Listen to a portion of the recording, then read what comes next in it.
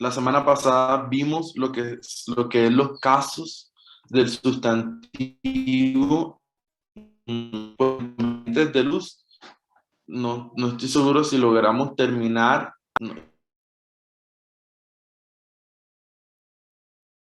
pero vamos a hacer un repaso nuevamente hoy de los casos griegos. Los casos son sumamente importantes, mis hermanos, son sumamente importantes. Entonces, es necesario que dejemos este tema lo más claro posible. Y para eso vamos a repasar entonces nuevamente los casos y algunos aspectos adicionales. Por ejemplo, en el caso nominativo, recordemos entonces las partes de una oración: sujeto y predicado. En el sujeto tenemos el protagonista de quien se habla, y en el núcleo del sujeto siempre va a haber un sustantivo. En el predicado entonces tenemos lo que es la acción verbal, lo que se ejecuta, y el núcleo del predicado es un verbo. Luego del verbo se desprenden otros elementos como es el objeto directo, en quien recae la acción, que se llama objeto directo, y luego tenemos los complementos u objetos indirectos. Todos estos elementos están explicados en el griego a partir de los casos, a partir de 5 casos: nominativo, genitivo, dativo, acusativo y vocativo. En cuanto al nominativo, nos damos cuenta de que es el sujeto de la oración. Quiero poner un ejemplo del nominativo, por ejemplo, en Juan 1:1.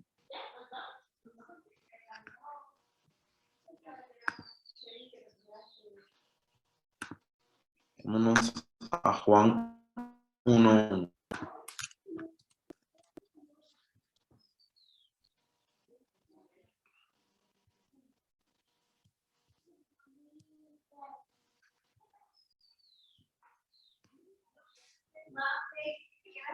A ver.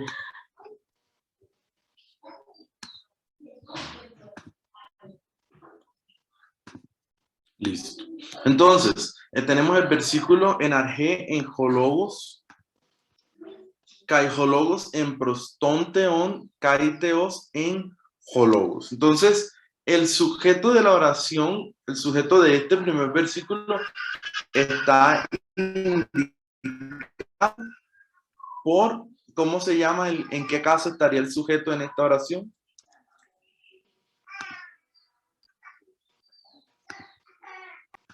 ¿Quién me puede decir? Nominativo. Correcto, correcto. Y aquí tenemos jologos, que está en nominativo.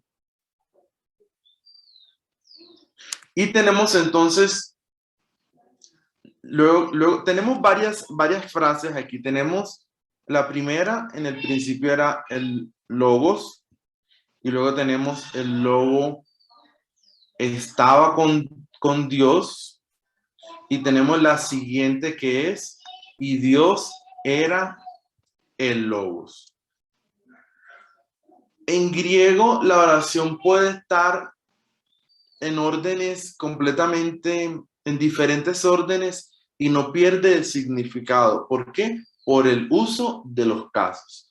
Pero sí hay elementos que hay que tener en cuenta. Por ejemplo, ¿qué está queriendo decir Juan aquí? ¿Que Dios era el logos o el logos era Dios? Y antes de eso, ¿creen que hay alguna diferencia en decir Dios era el logos a decir el logo era Dios? Puede ser, profesor, porque que se deba a que se está viendo a Cristo ya, bueno, a Jesús humanizado ya en la tierra. Es como que se parte de abajo hacia arriba para justificar o para presentar, más que justificar su deidad. ¿Y cómo tú dices eso desde el griego, desde ese primer versículo? Claro, tendría que ser que, porque en el principio era el verbo, en la segunda forma que usted utilizó, que era el logos, era Dios. ¿Y por qué no decir Dios era el logos? Porque está tomando, bueno, sí. Por- eh, tiendo a pensar eso, porque está tomando al logo siendo Cristo, pero repito, como desde lo humano hacia lo divino, en su estado Y encarnado está bien, hacia lo divino. así es, pero ese es un argumento teológico, no gramatical, no Ah, es ok. exegético. Y nuestros argumentos deben estar basados en la exégesis del texto. Entonces, ¿qué elementos del texto de la exégesis nos podrían afirmar lo que nos acabas de decir? Que el logos era Dios y no era el logos.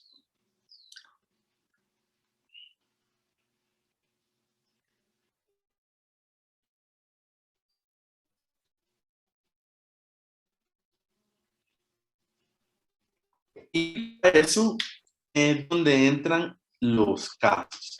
Los casos. ¿Por qué? Porque en la oración nosotros vamos a determinar en esta última línea que está aquí, que Ah, no, profesor, disculpe, pero Teos, no pero veo Teos, no se ve la pizarra, o yo por lo menos no la veo. Yo voy a tampoco. compartir, voy a compartir nuevamente. ¿Ahí se ve? Ahora sí, sí. Ok, ok. Ok, entonces aquí tenemos la oración, ¿listo? La oración. Por un lado, vamos a ver que hologos tiene artículo, por lo tanto está definido y está en nominativo. Teos no tiene artículo, pero también está en nominativo. Ahora es interesante porque los dos son nominativos. En algunos casos vamos a encontrar que uno es nominativo y el otro es acusativo. Y ahí podríamos decir que hay una dependencia, pero en este caso el argumento sería que Teos no lleva artículos y que el protagonista del primer versículo no es Teos. Juan no está hablando de Teos como protagonista. Él está hablando de el logos. El logos, primero se habla del logos, luego se menciona el logos con relación a teón, y en este caso tenemos una oración, hologos en proston teón, es decir, el logos estaba con, ese pros es hacia, con, estaba con Dios. No podemos decir Dios estaba con el logos. ¿Por qué no podríamos decir Dios estaba con el logos? Porque se está hablando del sujeto, que es el logos. Porque logos está en caso nominativo y teos, este que está aquí, está en caso acusativo. Esto es acusativo, entonces la acción de este verbo recae sobre el acusativo y no al revés. No se puede decir que Dios estaba con el logos, con el verbo, porque, no sé, porque Dios no es el sujeto. El sujeto de la oración es el logos, el verbo. El verbo estaba con Dios y Dios está en acusativo, es decir, objeto directo. De igual forma, en la parte de acá nos vamos a dar cuenta que el teos está en nominativo, pero no tiene artículo. No tiene artículo. En cambio, logos sí mantuvo el artículo porque es el sujeto de la oración. Hay que tener bastante en cuenta esos detalles. Profesor, perdón. ¿Sí? Entiendo que en ese caso hay dos sujetos. Ok. Sí, sí, sí, sí, sí, sí. ¿Y cómo puede diferenciarse Podríamos uno? decir, ¿cómo se puede diferenciar uno del otro? En este caso, uno tiene artículo y el otro no tiene artículo. Entonces, el que tiene artículo es el definido, es el sujeto de la oración. Por otro lado, el contexto, y en el contexto teos no ha sido el sujeto, sino que ha sido el objeto directo. Ahora, podemos encontrar estos casos donde hay un sustantivo en nominativo que no está cumpliendo las funciones de sujeto, como es en este caso. No está cumpliendo las funciones de sujeto porque hay otros sustantivos en nominativo que sí está cumpliendo ese rol. Entonces, a tener en cuenta el nominativo. Ya habíamos hablado entonces del genitivo y las diferentes funcionalidades que puede tener el genitivo de pertenencia, de origen, de posesión, de contenido, varios elementos que puede tener. Y siempre el sujeto, el genitivo es dependiente de un sujeto. Siempre es dependiente de otro sujeto. Y en cuanto al dativo, por lo general el dativo siempre está unido a una preposición. Vamos a visitar entonces un ejemplo en la Biblia del dativo.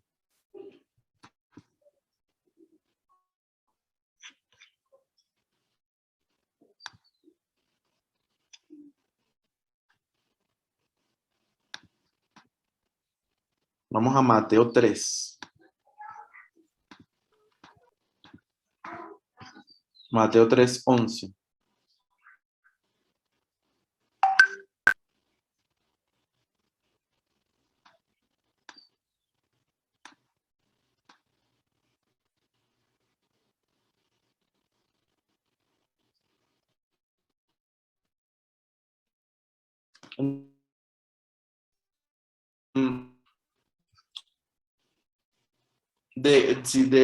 De hecho, yo a ustedes bautizo es el verbo bautizo en primera persona presentativo indicativo. Yo bautizo, y aquí tenemos la preposición en, que se traduce como en, y aquí tenemos judati, que está en dativo. En dativo. Hay que tener en cuenta que muchas veces el dativo como tal siempre está acompañado de una preposición, y es la preposición la que le ayuda a tener significado al caso dativo. En este caso, en se traduce como se lee en español, en se traduce como en. Entonces ya la función o la explicación que yo les había dado sobre que el dativo se traduce como a o para, no siempre se traduce como a o para, se traduce más bien de acuerdo a la preposición que le acompaña en la mayoría de los casos. En este caso es en agua. Yo bautizo en agua para arrepentimiento, pero el que viene detrás de mí, después de mí, sí, a ver, sigo mirando. Si el de quien no soy digno de desatar las sandalias de los pies, él los bautizará, y otra vez dice en espíritu. Ahora, realmente la cosa no es tan sencilla, porque Juan está metido en el agua. Juan está metido en el agua, él puede decir, yo os bautizo en agua o con agua, podría ser, en agua o con agua. Esa idea de en agua, sí, puede ser más bien como que en el agua los bautizo, los sumerjo en el agua, pero acá está hablando de Jesús que va a bautizar en el Espíritu o con el Espíritu. Estos dos elementos, perdón, este que está aquí y este que está acá, en agua y en espíritu, los dos están en dativo, y los dos tienen una preposición en dativo. Esta clase vamos a repasar lo que son las preposiciones, para entender esta parte sobre las preposiciones, pero quiero avanzar un poquito más y en un ejemplo sobre el acusativo. Y para el ejemplo del acusativo, quisiera que fuéramos a un versículo bastante utilizado que es Romanos 8:28. Romanos 8:28.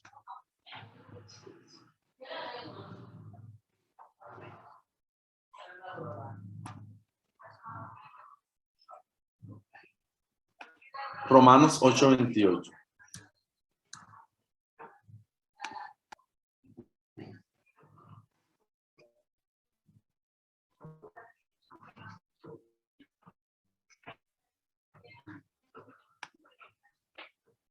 Oye, ¿cómo te digo allá? ¿Dónde conecto? Del diario. Ah, te llegaste acá. Wow. Bien.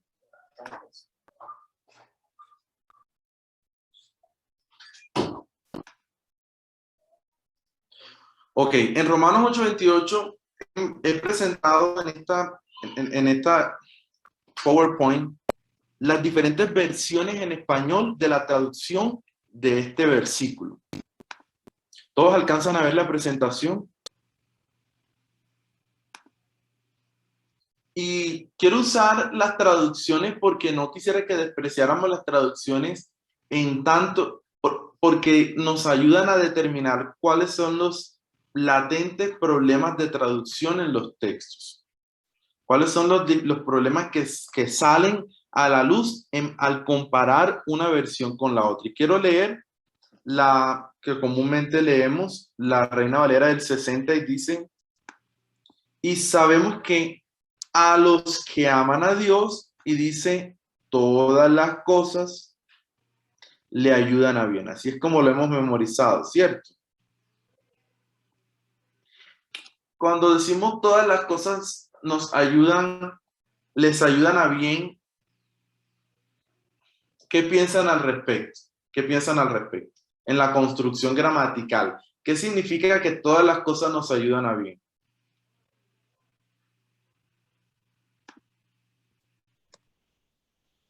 Lo bueno y lo malo. Todas las cosas. ¿Cómo? Lo bueno y lo malo. Todas las cosas que pueden acontecer en la vida.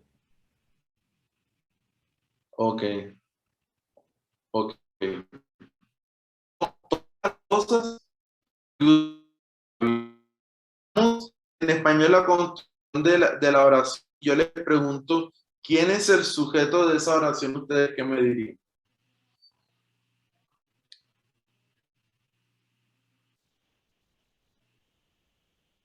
Los que aman a Dios. Así de las cosas ayudan para bien. Pero Dios no está en la oración. Pensemos para bien. Revisar la construcción de esa oración, todas las cosas que serían. ¿Qué función cumple todas las cosas? Sujeto. Profesor, que parece que la última parte se le pegó, se quedó pegado, entonces no se entendió. Un momento.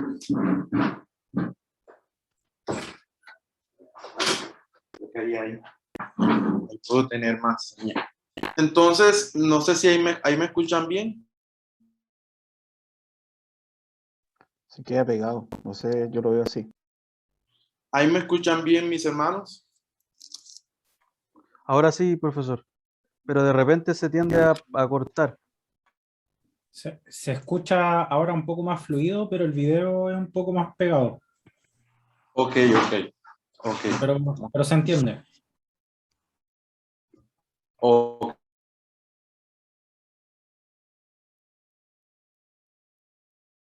Ahora no.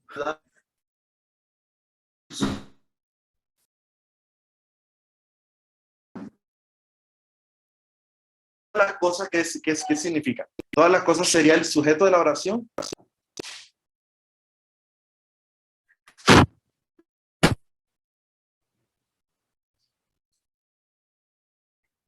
Sí. Profesor, Se escucha entrecortado.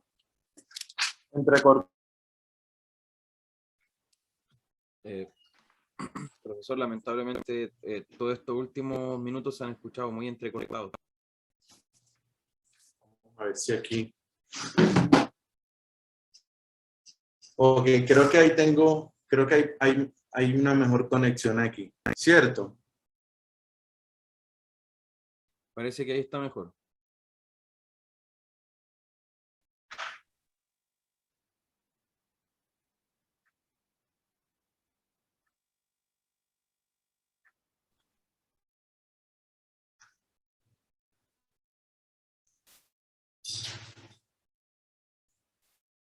Mis hermanos, ¿ahí me escuchan mejor?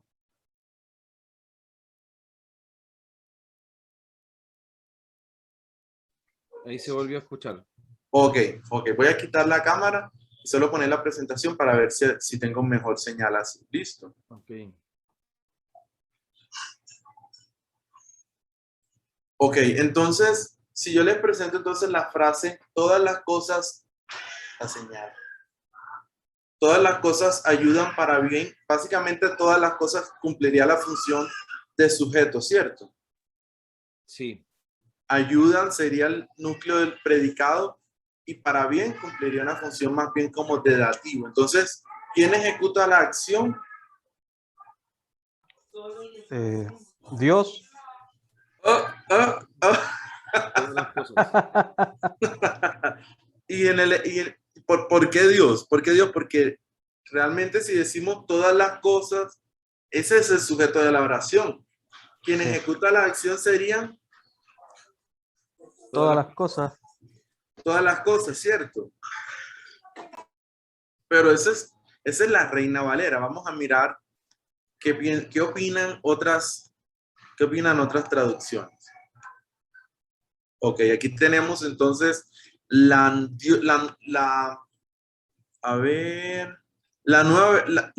Biblia de las Américas. Dice, todas las cosas cooperan para bien. Básicamente lo mismo, ¿cierto? Vamos a mirar una versión así muy paráfrasis.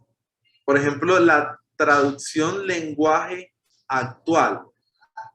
Dice, sabemos que Dios va preparando todas las cosas para bien. Cambió, ¿cierto? Sí, igual la Dios habla hoy también, profesor. Yo creo que Esteban ya se iría más bien por esa versión, ¿cierto? O sea, es que en línea del lenguaje actual es similar. Dice, Ok, sabemos que Dios dispone todas las cosas para el bien de quienes lo aman. ok. Vamos con otra versión. A ver, la Dios habla hoy. Sabemos que Dios dispone todas las cosas para bien. Bien, vamos bien. La nueva versión internacional. Sabemos que Dios dispone todas las cosas para bien. Uy, vamos a hacer algo. Vamos a ver cuáles son los colores. Vamos a ver en rojo las que son como la Biblia de las Américas. La Reina Valera. Entonces tenemos, ¿dónde está esa Reina Valera? Aquí está. Tenemos la Reina Valera. Todas las cosas le ayudan para bien. Igual está la Biblia de las Américas. Todas las cosas cooperan para bien. ¿Qué otra dice lo mismo? Esta también, todas las cosas cooperan para bien.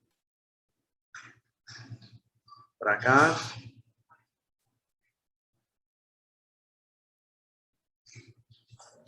La segunda también, la JBS. Ah, ok, todas las cosas, la Biblia del Jubileo creo que es esa. Todo colabora al bien de los que le aman, está también. Palabra de Dios para todos, Dios no. Sabemos que Dios hace, no. Sabemos que Dios dispone, no. Sabemos que todas las cosas cooperan para bien. Todas las Reina Valera son iguales. Son iguales. Reina Valera actualizada también. Y entonces Por el otro lado, vamos a tener versiones como la Dios habla hoy. Sabemos que Dios dispone todas las cosas para bien. La Nueva Traducción Viviente, Dios hace que todas las cosas cooperen para bien. Entonces ya hay un cambio, ¿no? En estas versiones, ¿quién sería el sujeto de la oración?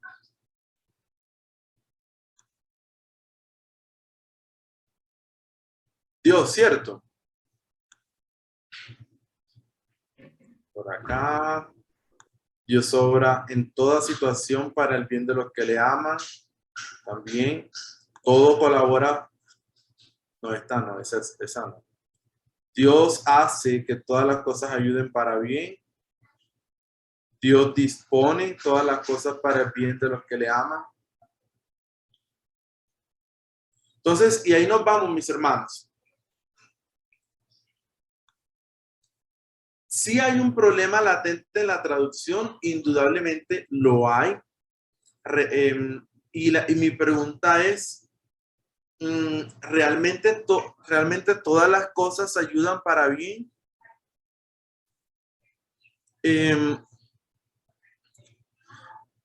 Dios, ahora yo creo que Dios es soberano, es todo, Dios hace que todo, Dios obra en todas las situaciones, y Él es bueno todo el tiempo. Pero no estoy seguro de esa afirmación muy común, de que todo lo malo que sucede es bueno. Todo lo malo que sucede es bueno, no, todo lo malo que sucede es malo.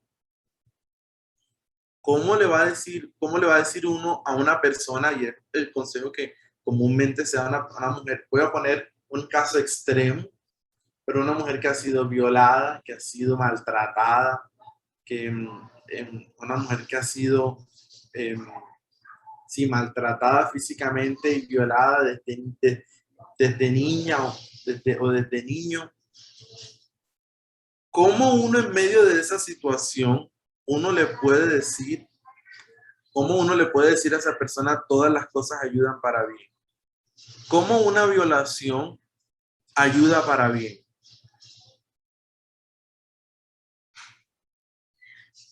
Pongamos un accidente, pérdida total, paraplegia.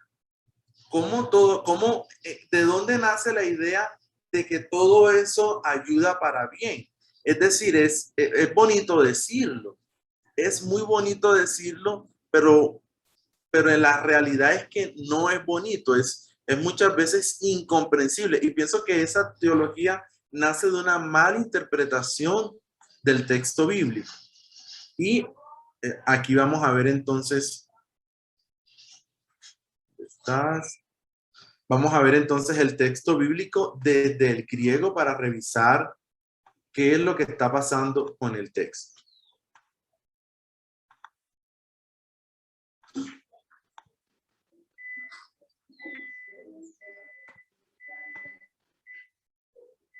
Entonces, Romanos 8:28,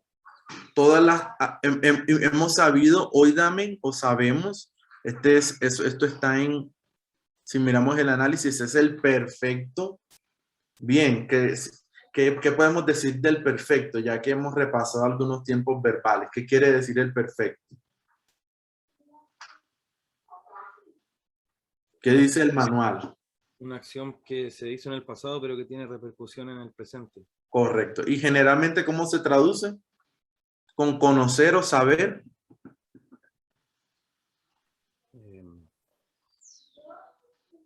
Hemos conocido, ¿no? O hemos sabido. Es común que los perfectos aún por la misma intención del perfecto, es común que los tiempos perfectos se traduzcan como presente. Sabemos, porque la acción llega hasta el presente. Es un conocimiento en cuanto al verbo conocer o saber, es un conocimiento adquirido en el pasado que todavía está en el presente. Todavía se conoce. Entonces, conocemos, se puede decir en presente, conocemos que, y vamos a ver entonces cuáles son los sustantivos en este versículo y en qué casos están. Aquí tenemos entonces los que aman a Dios. Tenemos un sustantivo, ¿cierto? Luego tenemos, este es otro sustantivo, ¿cierto? ¿Qué otro sustantivo tenemos?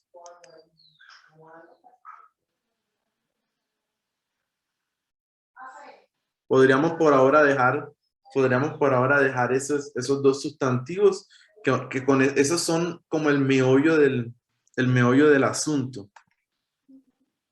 Siempre tenemos que estructurar la oración. Ahora, hay herramientas para eso. Algunos profesores lo que van a hacer es estructurarlo usando una herramienta llamada, se me escapa el nombre, diagramación. Entonces van a diagramar el texto y la diagramación sirve para estructurar, poner, bueno, el sujeto lo ponemos en un lugar, el verbo lo ponemos en otro y el complemento y el acusativo lo ponemos en otro y así organizamos la oración de acuerdo a las funciones gramaticales. Entonces vamos a mirarlo por encima qué información nos está dando el texto. A los que aman, este es un verbo, pero que está en participio, entonces se puede traducir como los que aman y está en dativo, ¿no? Es un verbo participio que está en dativo. Y luego tenemos Dios como el acusativo. Miren la función, aquí está Dios, dice sustantivo acusativo. Entonces, conocemos, es el verbo, sabemos que los que aman a Dios, entonces Dios en este caso es el objeto directo, es decir, en quien recae la acción y luego continúa la oración. Panta, que significa todo, todas, todo, dice aquí, todo o todas las cosas, como se traduce. Y aquí tenemos un verbo que está en presente activo indicativo del verbo sinergeo, que es obrar o obra, del verbo obrar, sinergeo, de sinergia. Entonces, no de sinergia, más bien la palabra sinergia se desprende del verbo sinergeo. Entonces, las cosas obran. Aquí tenemos una preposición eis y acá tenemos agatón, que es como para bien, a los que según su propósito han sido llamados. Aquí no hay un sujeto y todas las cosas no es el sujeto. Todas las cosas está en acusativo. El adjetivo todo, como comúnmente se traduce como el sujeto de la oración en las traducciones. Recuerden que en las traducciones dice todas las cosas ayudan para bien, todo ayuda para bien, todas las cosas cooperan para bien, dando a entender que todas las cosas están en nominativo, es decir, el sujeto de la oración, pero en el texto el sujeto de la oración no es todo. Cuando ustedes no sepan algo, péguense de la gramática. Tienen que sujetarse a la gramática porque si ustedes se sueltan de la gramática, van a empezar a especular, van a empezar a irse por otro lado y no va a salir y se va a debilitar el argumento exegético y se va a fortalecer el argumento teológico muchas veces errado. Se va a fortalecer el argumento teológico. Entonces, aférrense a la gramática y en la gramática la palabra panta, es decir, la palabra todo, no está en nominativo. No es el sujeto de la oración. Y el sujeto de la oración aquí es implícito. El sujeto de la oración en este caso es implícito. ¿Cuál es el sujeto de la oración? Ya hay un antecedente. Yo diría que un orden correcto sería: en todas las cosas Dios obra para bien de los que le aman. En todas las cosas Dios es el que obra para bien de los que le aman. Lo más importante es que bueno, lo más importante es ver, es encontrar el sujeto. Y si el sujeto no está claro, entonces está implícito. Y ahí es donde uno va a sacar ese sujeto. ¿De dónde lo saca? De los demás sustantivos que están acompañados ahí. No es todas las cosas, sino más bien es Dios. Dios es el... Ahora, miremos los siguientes versículos. ¿Quién me puede leer los siguientes versículos después del 28?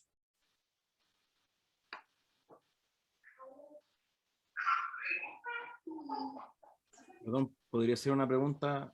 Sí, Obviamente. Sí, sí, claro. Allí, si traducimos así literalmente, sin depurar la redacción, sería algo así como el Dios a todas las cosas obra juntamente hacia lo bueno, ya que es acusativo panta, panta synergy, no, panta, tonceón, panta. O sea, Sí. el Dios a todas las cosas. Pero recuerda que tonteón ahí está cumpliendo función de acusativo. Tú necesitas suplir el sujeto nuevamente que está implícito. Lo haces explícito en tu traducción. Lo haces explícito para complementar la oración. Si el texto dice, hemos sabido que a los que aman a Dios, entonces, y está hablando de a Dios, entonces suple nuevamente el sujeto. Dios, Dios obra en todas las cosas para bien. Dios obra, tienes que usar el verbo, Dios obra todas las cosas para bien, porque panta en este caso es acusativo. En el acusativo recae la acción del verbo. ¿Cuál es el verbo? Obrar. Obrar es el verbo. Entonces, este verbo, la acción de este verbo, vamos a poner una línea. La acción de este verbo recae sobre todo. Claro. Esa sería la gramática del texto, nos está gritando a voces. Todo no es el sujeto, todo es el objeto directo en quien recae la acción. Pero ¿cuál es el sujeto de este verbo? Obrar. El sujeto de ese verbo está implícito y en este caso es Dios. Y es por eso que me gustaría que alguien leyera del 8:28 en adelante. ¿Hasta qué versículo? Lee los tres versículos, siguientes tres versículos. Dice, verso 29, porque a los que antes conoció también los predestinó para que fuesen hechos conforme a la imagen de su Hijo, para que Él sea el primogénito entre muchos hermanos. Y a los que predestinó, a estos también llamó, y a los que llamó, a estos también justificó, y a los que justificó, a estos también glorificó. Ok.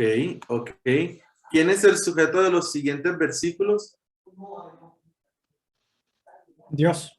Dios. Pablo está diciendo que para aquellos que aman a Dios, o en otras palabras, esto no es una promesa para los no creyentes. Ojo, esto no es una promesa para los no creyentes. Este versículo solo lo pueden mencionar los hijos de Dios. Dios está orando en todas las situaciones para producir el bien, o lo bueno, más bien, para producir lo bueno, que en últimas palabras no es lo bueno del hombre, es lo bueno de Dios. Y lo bueno del hombre no siempre es lo bueno de Dios. Los planes de Dios son mejores, la voluntad de Dios es perfecta y es mejor que nuestra voluntad. Entonces, nuestro Dios soberano, amoroso y todopoderoso puede obrar en todas y cada una de las situaciones para producir el bien. Incluso aún en medio de las situaciones o el sufrimiento por la violación sexual. Hermano, Pero no el acto en sí es el que produce el bien, es Dios quien hace que todas las cosas sean para bien. Profesor, Sí. ahí tengo una duda porque nosotros cuando tomamos el texto de Romanos, bueno, el versículo 28, partimos o, bueno, comenzamos con la oración que dice todas las cosas le ayudan a bien, pero pareciera que, o tiende a pensar de que primero dice, y sabemos que a los que aman a Dios. Entonces, Ujú. es como una oración previa que ahí también está implícito el sujeto que sería nosotros, ¿no? O sea, nosotros sabemos Correcto. que a los que aman a Dios y después hace la continuación y pareciera que por contexto lo que está diciendo cuando dice todas las cosas le ayudan a bien sería a ellos todas las cosas le ayudan a bien, ¿o no? Que sería los que aman a Dios, que Los el que aman a Dios, contexto correcto. de la oración anterior. Correcto, a los que aman a Dios. Así es. Es por eso que esta es una promesa para los creyentes. Los que aman a Dios son los verdaderos creyentes. Solo se puede amar a Dios si Dios pone en nuestro corazón el querer como el hacer, el amar a Dios. Eso solamente es un don de Dios. Es un don del Señor. Pero, profesor, esa entonces sería como la manera de ir descomponiendo el pasaje, ¿no? Hay que descomponer, hay que deconstruirlo, hay que, como nosotros no somos nativos del griego, bueno, desconstruirlo sin la carga filosófica del deconstruccionismo, listo, más bien utilizándola más como revisar. A lo que me refiero es, debemos revisar los casos de cada sustantivo en la oración y armar la oración en nuestra traducción con el orden en que nosotros armamos una oración. Sujeto, verbo, sujeto y predicado. En el predicado va un verbo, va un objeto directo y va un complemento.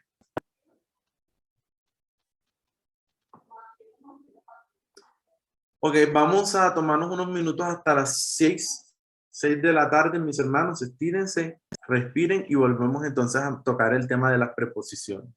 ¿Listo? Y vamos a tratar el tema de las preposiciones. Hay que familiarizarnos por lo menos con 3 términos en cuanto a las preposiciones, que son el término de la preposición como tal, lo que es el antecedente y el término de la preposición. Preposición, antecedente y el término de la preposición. ¿Qué es una preposición? Una palabra invariable que indica la conexión existente entre dos términos o sintagmas. Por ejemplo, de, para, por, de, desde, hasta, por, en medio, de. Todos esos son preposiciones. ¿Qué es el antecedente? El término modificado por la preposición. Lo que forma la preposición y el antecedente forman un sintagma preposicional.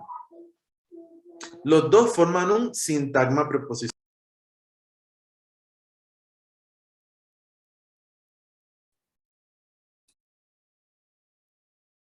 Está muteado, profesor.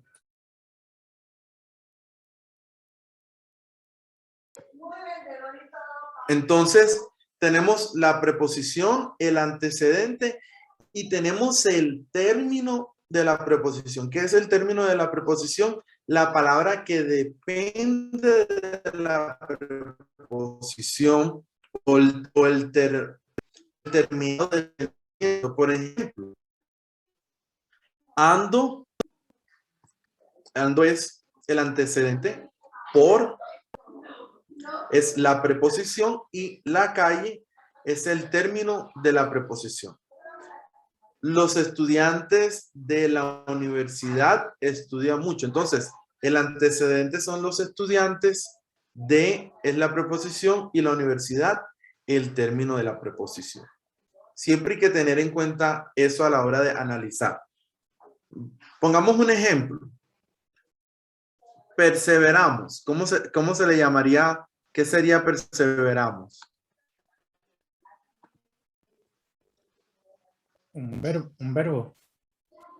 ¿Un antecedente? El antecedente, ¿cierto? Y el antecedente va en rojo. Esa línea salió mal. Ok. Luego tenemos La preposición. la preposición, ¿cierto? La preposición va en azul.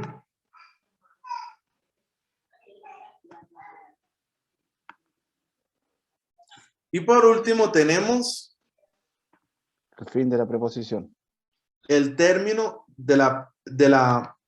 el término de la preposición, sí.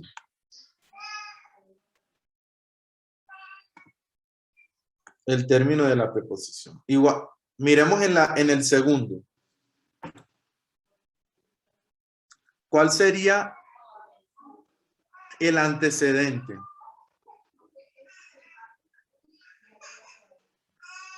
Bolsillo. No. ¿Cuál sería el antecedente? Recordemos que es antecedente, el término modificado, ¿listo? Tengo poca plata. Poca Correcto. plata. Tengo poca plata, sería todo eso.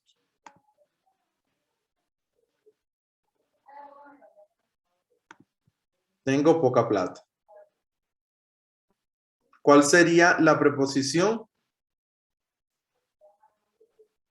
En. En. ¿Y cuál sería el término de la preposición? Mi bolsillo. En mi bolsillo. Correcto. Y en la siguiente, ¿cuál sería entonces el antecedente?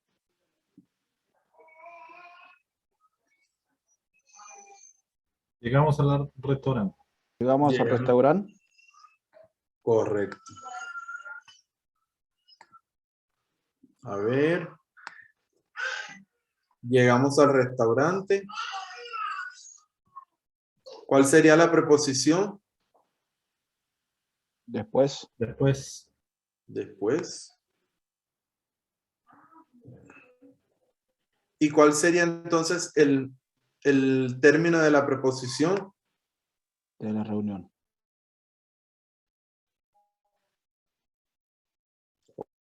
Ok. Perdón, ¿no sería de la preposición? La palabra de. Perdón, sí, sí, así es, así es. Déjame borro esto. Sí.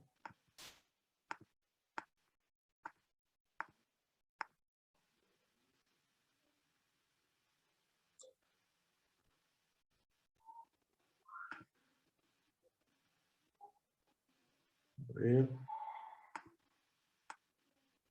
Después de la reunión.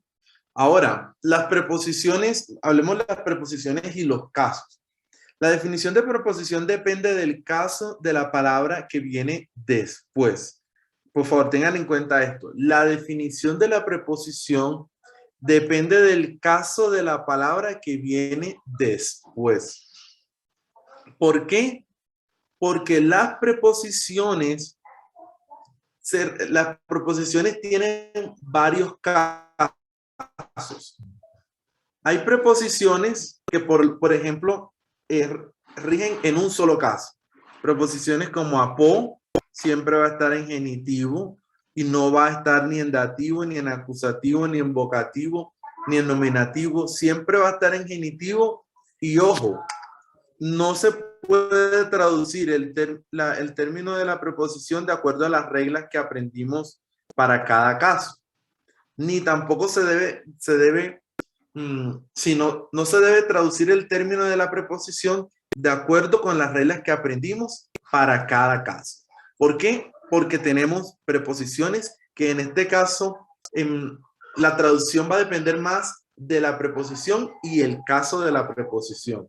Por ejemplo, ek solo va a estar en genitivo. En, ¿recuerdan en que vimos el ejercicio bautizar en agua y en el espíritu? Puede ser en de espacial o puede ser con de instrumental. Entonces, en tiene, el caso de en es dativo, es decir, en no se va a encontrar ni en acusativo, ni en genitivo, ni en ningún otro caso. Y la traducción siempre va a ser en N o con. Entonces, en Mateo 3, la traducción sería: yo os bautizo en agua o con agua, indicando instrumentalidad, porque está la preposición en. Ahora, hay preposiciones que rigen en dos casos, los cuales son genitivo y dativo. Genitivo y dativo. Entonces, día va a estar en genitivo y en dativo. ¿Cómo sabemos en qué caso traducirlo?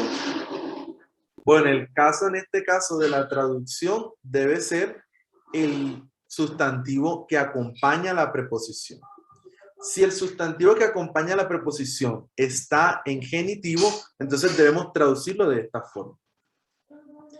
Si el sustantivo que acompaña la preposición está en acusativo, debemos traducirlo de esta forma. Y por lo general, la preposición que acompaña al sustantivo va a tener el mismo caso. Va a tener el mismo caso. También tenemos preposiciones que rigen en tres casos, como por ejemplo epi. Epi está en genitivo, dativo y acusativo. Entonces, si nosotros nos vamos a un ejemplo como el de, vamos a mirar el ejemplo de Mateo 3.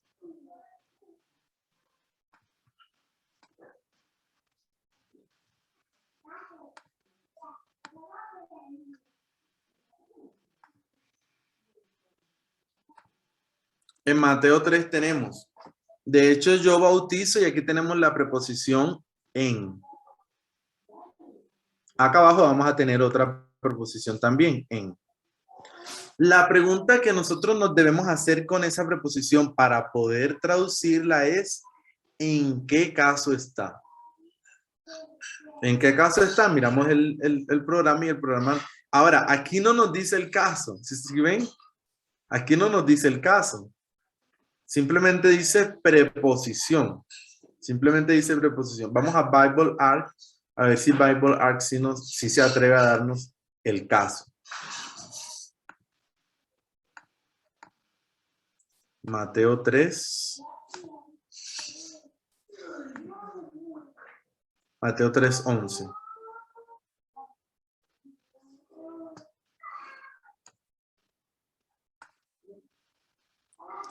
No nos da no nos da el caso, pero sí nos pone una anotación.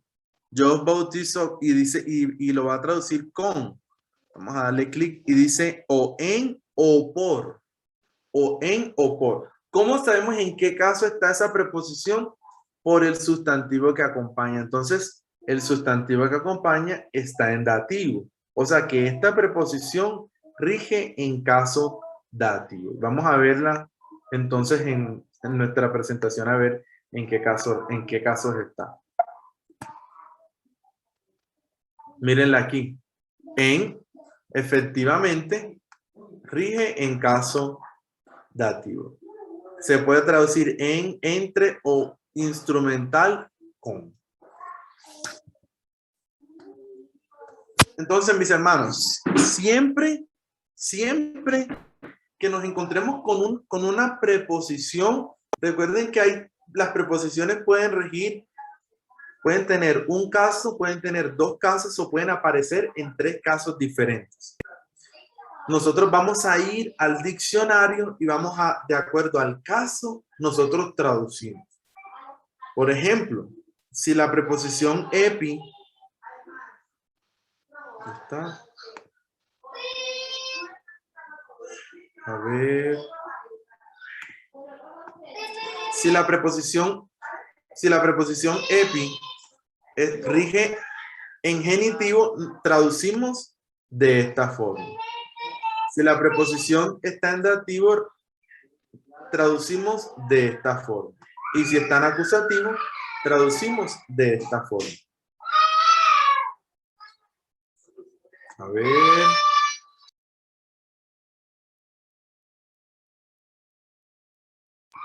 Eso sería, mis hermanos, en cuanto a los casos. ¿Alguna duda? ¿Alguna pregunta? Profesor, Sí. yo tengo una duda. La preposición siempre va, o mejor dicho, el caso de la preposición que se va a utilizar en la preposición siempre va a estar indicado por lo que viene luego de la preposición. En la mayoría de los casos tienen que buscar el sustantivo bueno, buena pregunta. Buena pregunta. Lo que ustedes deben buscar en la oración es el término de la preposición. Y por eso nos aprendimos esos tres conceptos: antecedente, preposición y el término de la preposición. Lo que nosotros vamos a buscar en la oración para ver en qué caso está la preposición no es el antecedente, es el término de la preposición. Ahora, que como ya habíamos visto en la presentación, ¿qué es el término de la preposición? Bueno, el término de la preposición es la palabra que depende de la preposición, es decir, la que termina el pensamiento. Voy a compartirles otra vez. Profesor, pero eso no tiene que ver con ya como con interpretar lo que la persona o el autor está queriendo decir más que leer como gramaticalmente lo que dice. Sí, pero nosotros interpretamos nos agarramos de la gramática para interpretar. Es decir, la gramática se respeta. La gramática se respeta y no podemos interpretar algo que no dependa de la gramática. Y es aquí en donde ustedes van a empezar a diferenciar entre argumentos teológicos y argumentos exegéticos. Argumentos teológicos y argumentos exegéticos.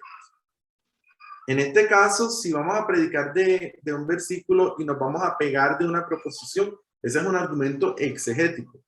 ¿Qué es el término de la preposición? Es lo que termina el pensamiento.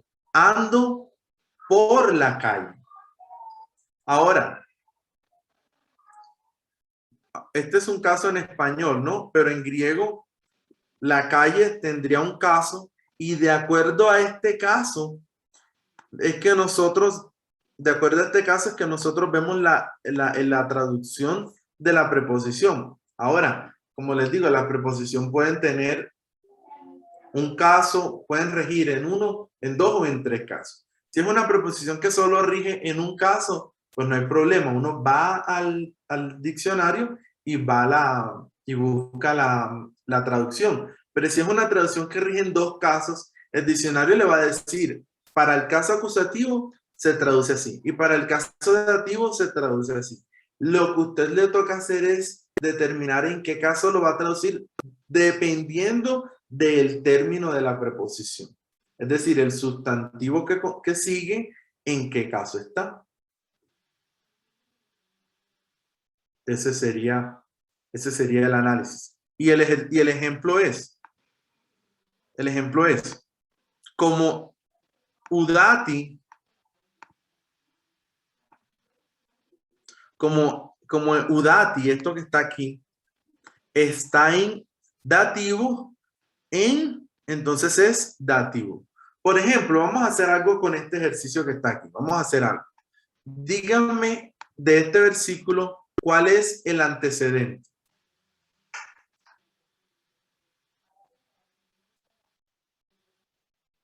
¿Cuál sería el antecedente?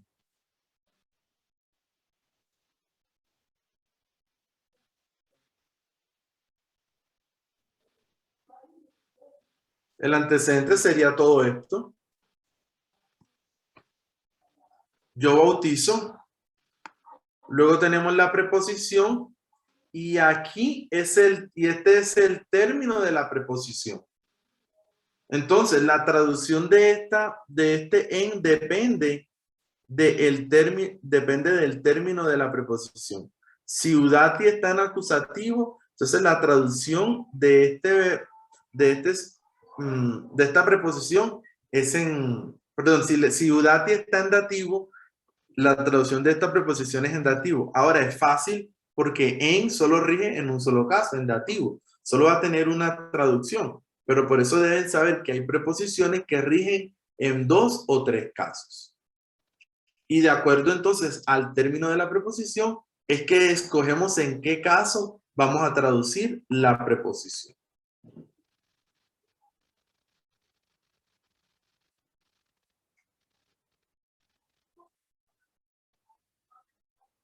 Otro ejemplo, listo. Vamos a otro ejemplo. Vamos a otro ejemplo. A ver.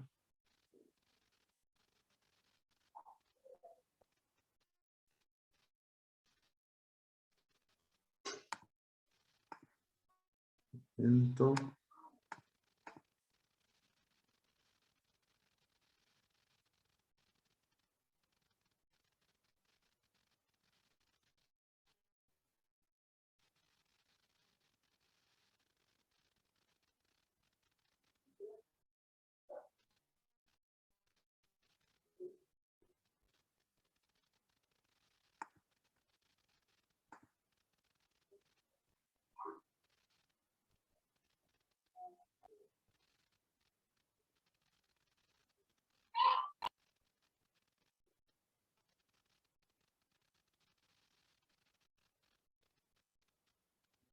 a ver.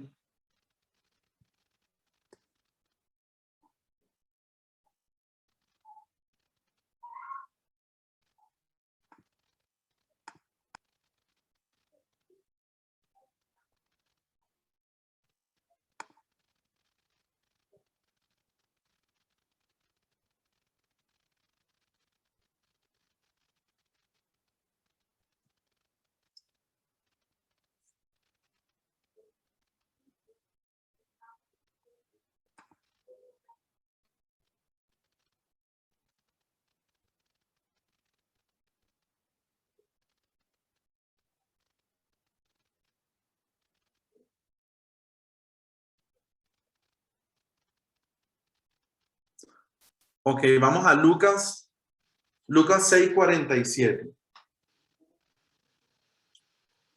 Lucas 6:47.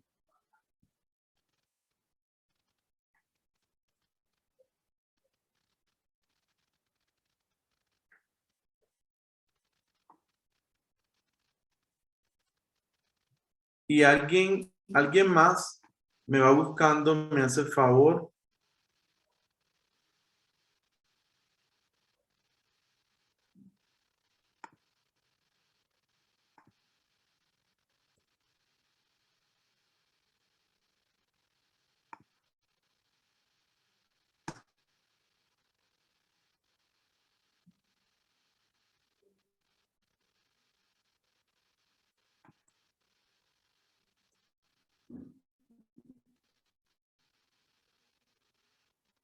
A ver.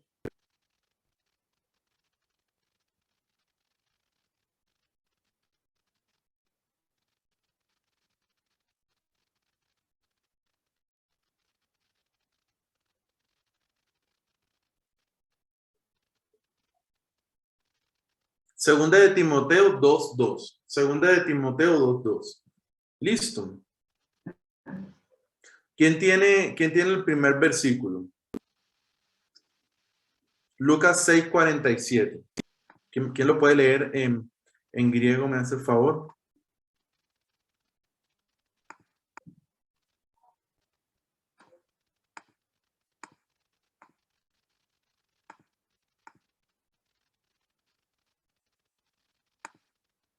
Bueno, en español. ¿Quién lo puede leer en español?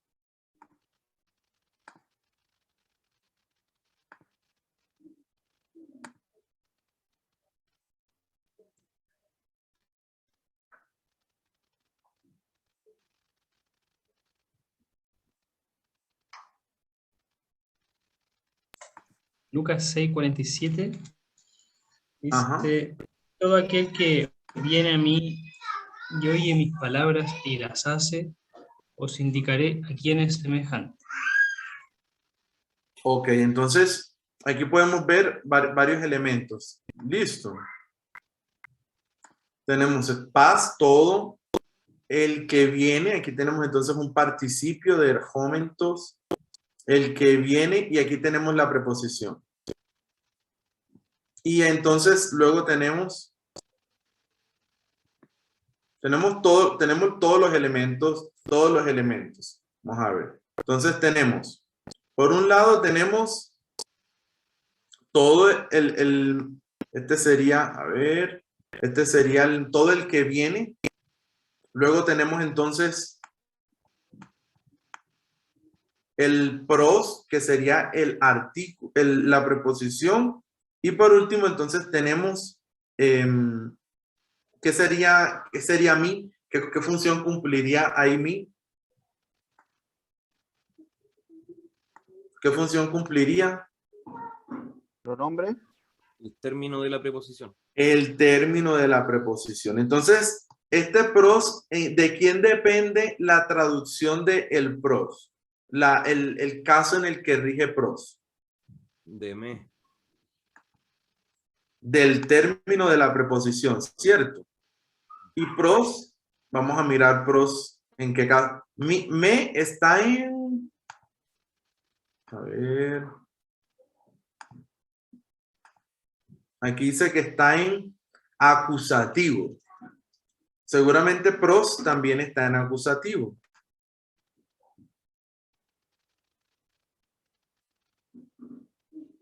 ¿Dónde está la presentación?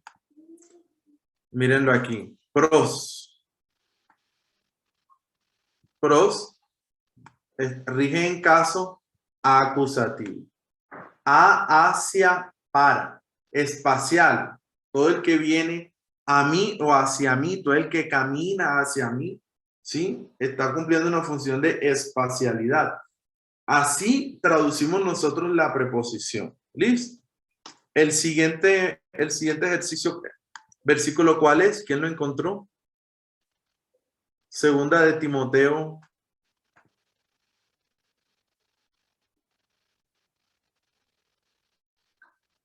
¿Quién lo tiene?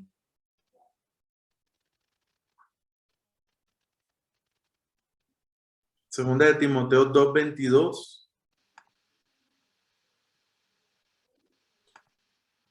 Dice en español. Sí. Dice, huye también de las pasiones juveniles y sigue la justicia, la fe, el amor y la paz con los que de corazón limpio invocan al Señor.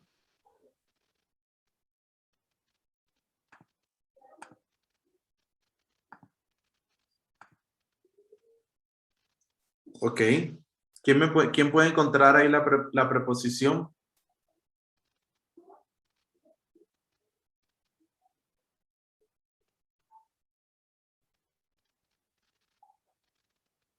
Pero, ¿Dónde? o no.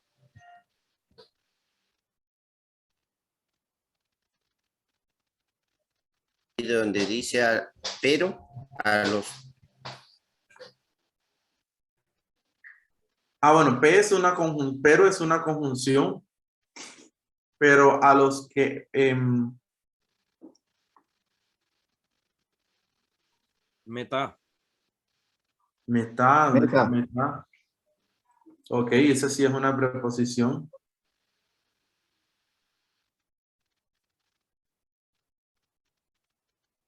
A ver, diojos de dicaiosine, piscina agapen, e Irene meta.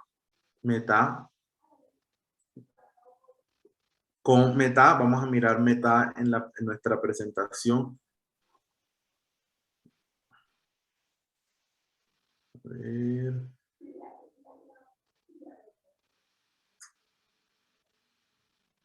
Ok.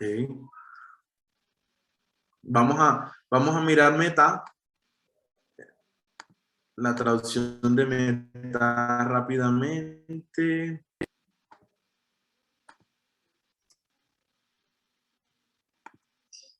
Mírenla aquí. Meta está en genitivo y en acusativo.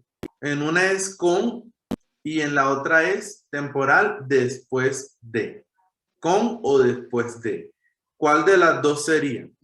¿Genitivo o Genitivo. acusativo? Genitivo. ¿Por qué? porque dice con, junto con, meta. Ah, pero ¿y si no dijera con? ¿Cómo sabemos en qué caso se debe traducir esa preposición? Por el término de la preposición. Por el término de la preposición. Y el término de la preposición es lo siguiente que dice ton epicalúmenon. Epicalúmenon, ¿cómo lo traduce la Reina Valera?